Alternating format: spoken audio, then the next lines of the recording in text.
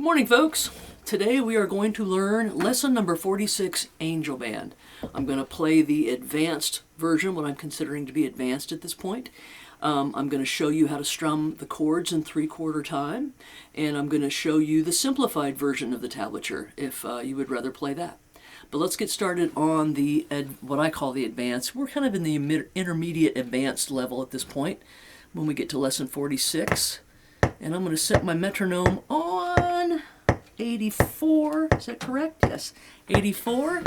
And I'm going to start this, and let's keep our fingers crossed because, as always, I haven't warmed up. Played pretty late last night, but haven't warmed up at all today. We are in 3/4, so I'm going to count 1, 2, 3, 1, 2, and then we'll hit that pickup note, okay? All right, here we go. Hope this isn't too fast for me to warm up on. Maybe I will knock this down to around, it looks like that's about 76, just a smidge slower. Okay, 1, 2, 3, 1, 2, 3, 1.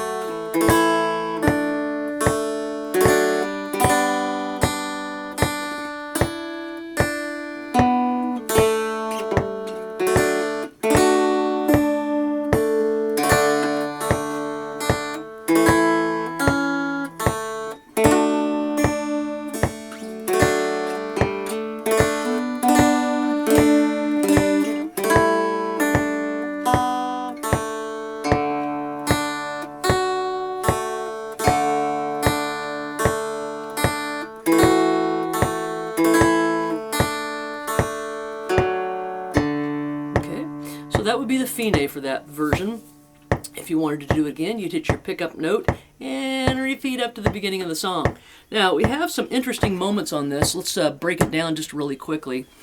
You've got a really nice, and again, this is my arrangement, and you guys know me by now that I have a tendency to kind of go a little outside of the lines when I do my arrangement. So you've got a lot of fillers and some different kind of sounds here. For this traditional song, and you would want to play it a little bit faster than I played it, of course. But at the beginning of line 2, we've got that really nice F sharp minor down to that 3-2-1 sound. And for some reason that reminds me of my church days when I was a kid and the organs, kind of the organ pads. Let's look at line 4. We've got some nice cascading moves to do there. So line 4 starts with a 2, 1, and then 4. Grab that 2 with a 3rd finger or 4th finger so that you can reach up. You can leave it down. You can reach up and grab your 5 and then pull it off. Let me show you what I mean by that. Again, we're line 4. The second measure starts with those double 4s. Grab that 2 and leave your index finger to grab up to the 5 and then pull that 2 off and then slide down to your 3 rather. So when that's played a little faster, it's a really nice, it's just something I like to do, that sort of that cascading little runny thing in between the melody notes. You've got the same thing at the beginning of line 5.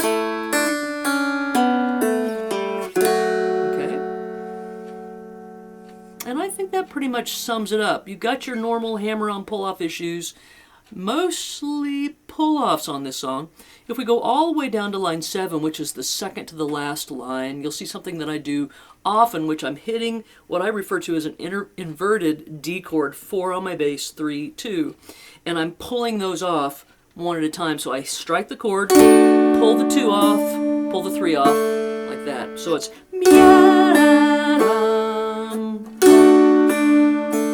whole time I'm letting that guy ring. Really helps to make your song sound less choppy if you can keep a finger down and let that note ring while you're doing other things around it. Or an open string. Make sure if you hit an open string, you don't dampen it accidentally with another finger.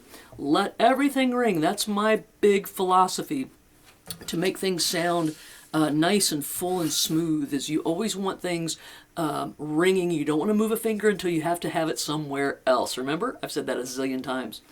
Okay, let's look at the simplified version on page 2.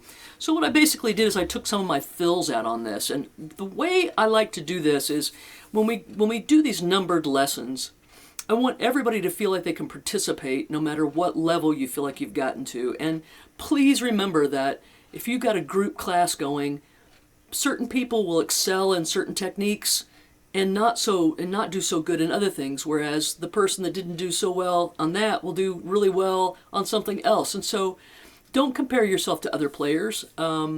If you hear someone doing something that you can't do, think about all the things that you can do that they can't do, okay? It all balances out. Don't let yourself get intimidated by other players, okay? You shouldn't do that. It's supposed to be fun, right? So that's why I try to create multiple parts so that everyone can participate.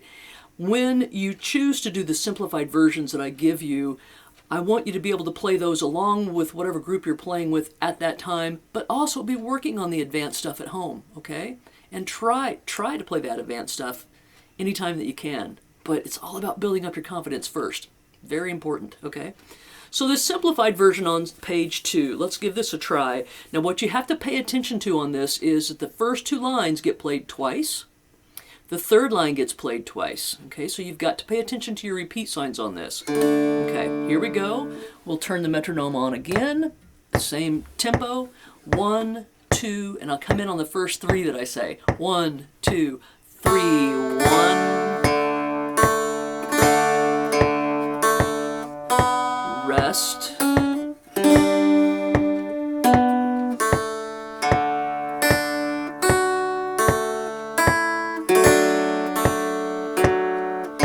Ready to repeat.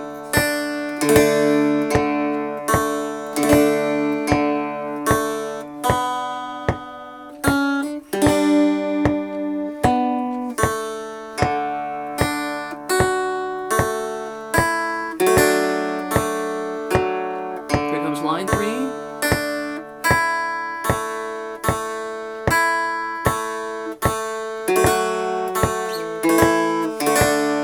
Let's repeat that line.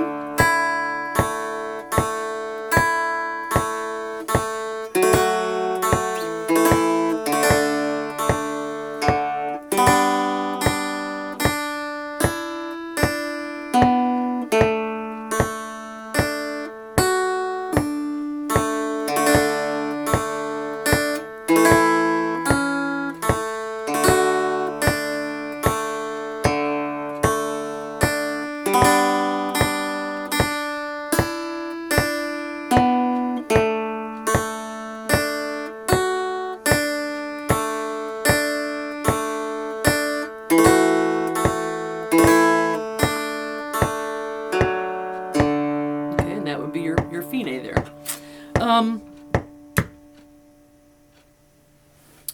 Remember what I just said in terms of leaving fingers down until you need them somewhere else. Where was it that we... Okay, line 4.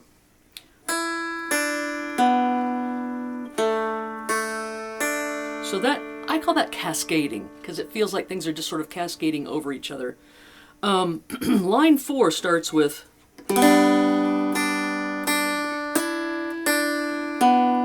So that 4, 0, 5, you'll notice that I build that. I get my 4, I leave him down, hit my open, and by the time I hit the 5, I get the 4 and the 0 and the 5, all of those notes kind of just doing this over the top of each other. So again, here's line 4 if I didn't do that. Listen to what it would sound like.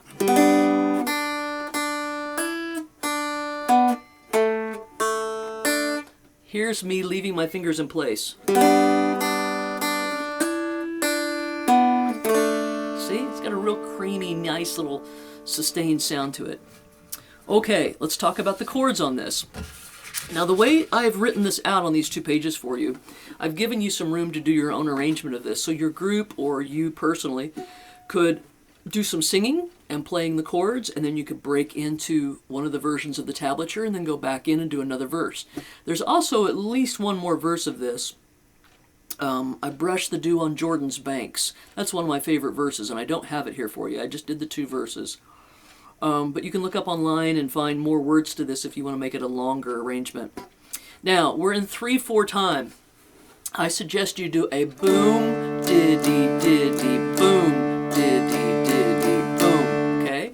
When we're in 4/4 time, we're often doing that boom, diddy, boom, diddy, boom, diddy, boom. And that's counted 1, 2, and 3, 4, and 1, 2, and 3, 4, and. So if you are an intermediate to an advanced student at this point and boom diddy that I just did in 4/4 time is still hard for you, you need to go and spend a lot of time practicing those moves. And you'll notice again, I always preach this, my hand is in a fluid motion back and forth. I'm not going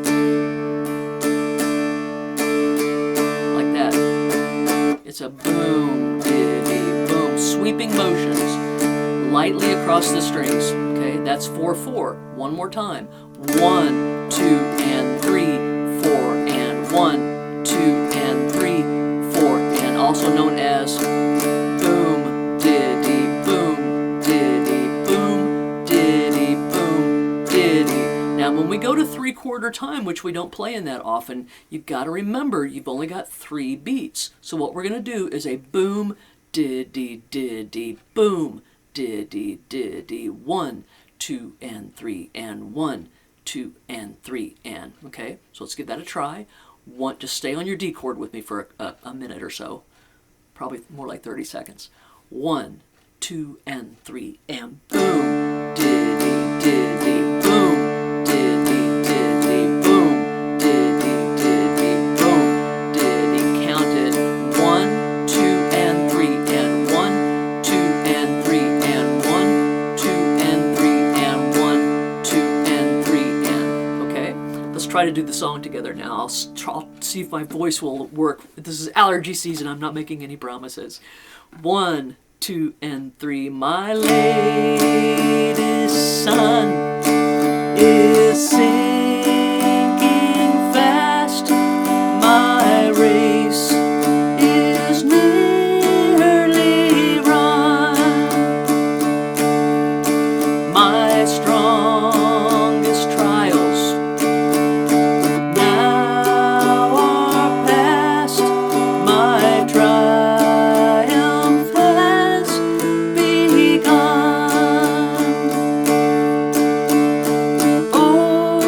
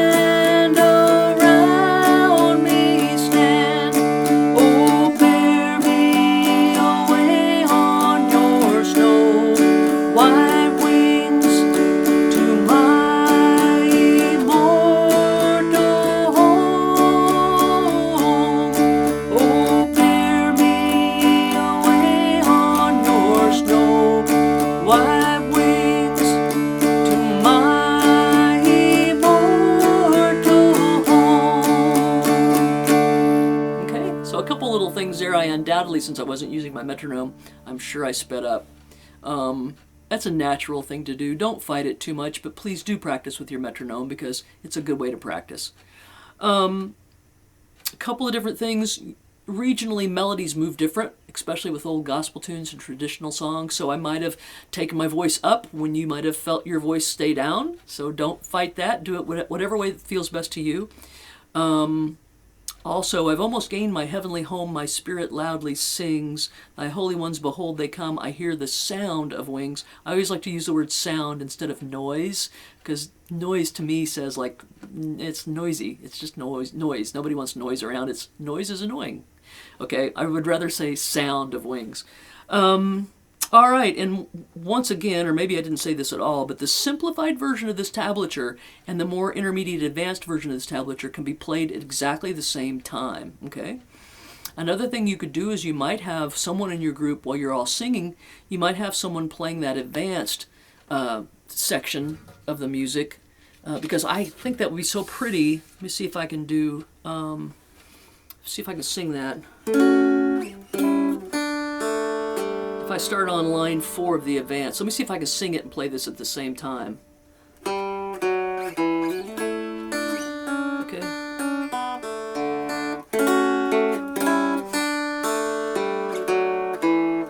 Oh, come, angel band, come and around me stand. That sounds, I personally like it. I like the way that sounds. I might even perform it that way at some point if I was to sing this song, because I think those cascades behind the vocal, that was kind of cool. All right, gang, there's a million different ways you could arrange this for your group or your duo or just for yourself to play. Have some fun with this. Don't hesitate to ask me questions. Remember, you can go to karabarnard.com to contact me or with any questions, or to get a hard copy of this if you're not a regular in-person student of mine, okay? Thanks so much. You guys have fun with this one, and I'll see you next time.